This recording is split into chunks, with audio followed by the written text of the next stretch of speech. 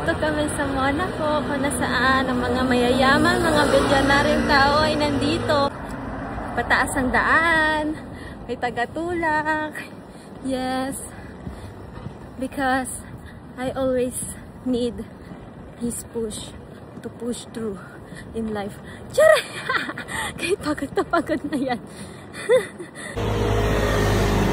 Ang laki ng Balenciaga store here. Pero, hindi ko need yan. Pangukay lang tayo. Mga susunod na. Ang aking... Ano ba yan? Tinatangi. Ay, grabe naman siya. Masyado daw mataas ang kanyang stamina.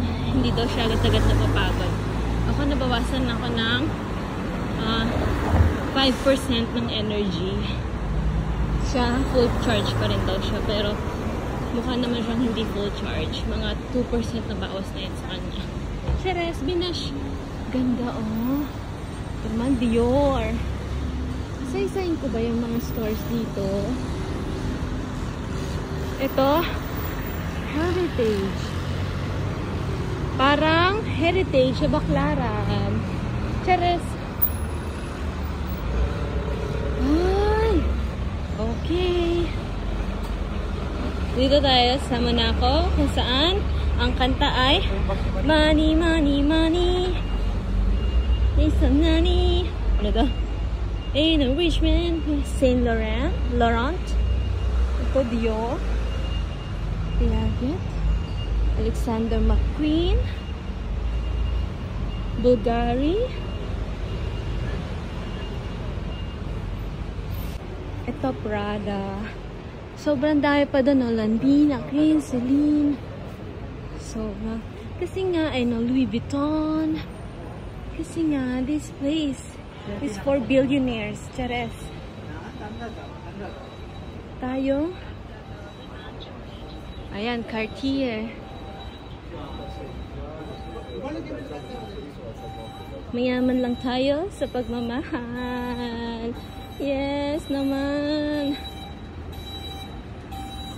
Nandito tayo sa parang center ng ano. Kasi ito yung pinagmamalaki nilang casino. Casino Monte Carlo. Talaga naman. Sa kabila, casino din. Dito kami sa tourist spot na Monte Carlo. Sa casino. Marami kaming pera. Magkakasino kami. Maybe ipopost natin to. Wala tayong pera.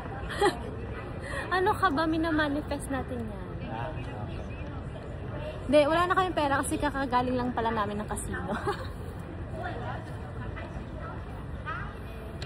Yan.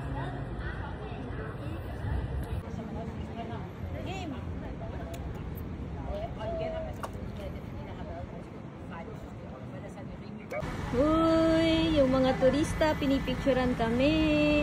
Ngayon lang nakakita ng Pilipinong maganda. Ano ba? So, Rolex. Rolex naman ng banda here.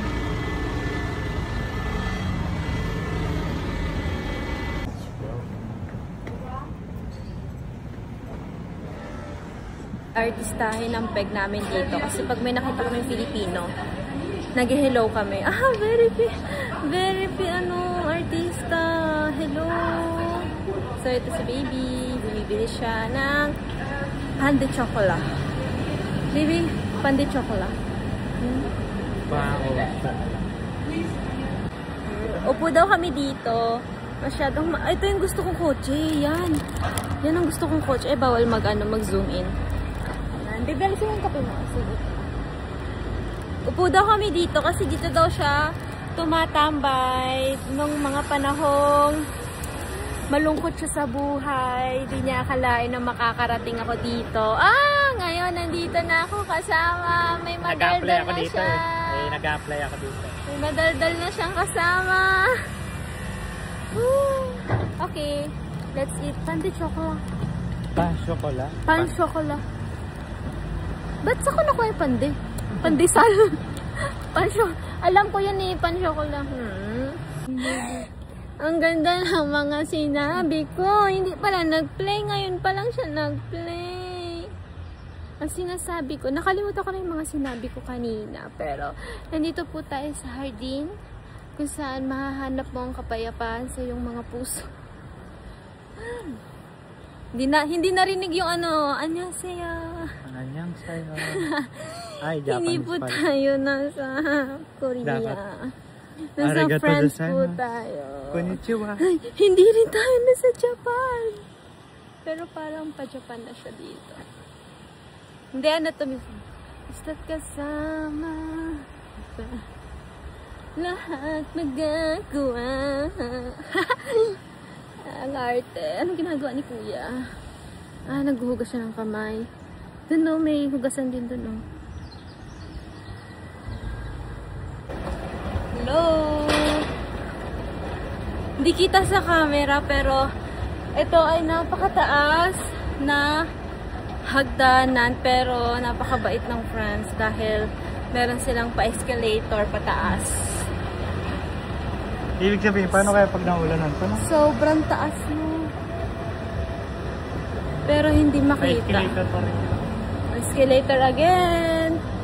Pero walang escalator pababa. Kasi Pababa. madali na daw yan. Ayun no, sobrang taas niya no. Hindi ko alam ba't hindi nakikita. Pero 1, 2, 3, 4, 5, 6, 7, 8. 8 escalator. Ay, hindi na pala kami pupunta doon. Dito na daw ang aming kainan. Okay, so dalawang escalator lang kami. Pero para siyang 8 to 10 escalator. Sobrang taas. Paakyat lang may escalator. Pero kapag pababa, maghagdan. Galaw-galaw din daw. Diba?